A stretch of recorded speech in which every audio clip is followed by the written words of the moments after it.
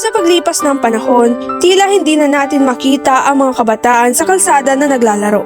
Sa gitna ng kasikatan ng mga makabagong online games, gamit ang mga gadgets, ang mga larong Pinoy ay unti-unti na nga ba talagang nabubura sa ating isipan. Ay nako mga bata kayo, kumpulan na naman kayo dyan. Ano yan, Jessa? Sino naman ka-chat mo? Ikaw, nako, kahapon ka pang alas 7 dyan. Oh, di ka na natapos sa 8 balls mo. Hoy, kayo, tigilan yung mga cellphone nyo. Gusto nyo bang maagang masira yung mga mata nyo? Nako, hindi nyo kami gayahin nung araw.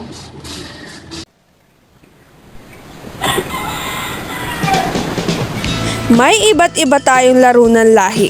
Nandito na ang napakasikat na patintero na nagsisilbing harangan taga na madalas laruin ng mga bata sa kalye.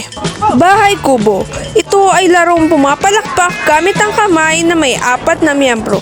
Habulan taya. Sikat na laro na puno ng takbuhan para maiwasan lang ang nagsisilbing taya.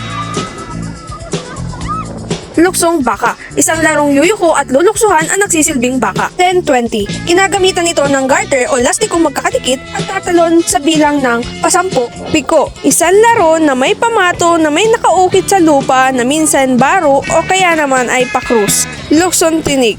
Ito ay laro na mayroong buwelo sa paglukso para makaiwas sa nagsisilbing tinik. Pogs. Ito ay may makulay na karakter at palakasan ng pagtalbog ng pato para tumihaya ang nasa gitna. Ang pinakahuli, jackstone. Larong may 6 na tauhan habang pinapatalbog at sinasalo ng kamay ang maliit na bola. Bawat kabataan ay may kakayahang ipagpatuloy muli ang larong kinasanayan. Muling buhayin ang kulturang pinapahalagahan at turuan ang bawat kabataan.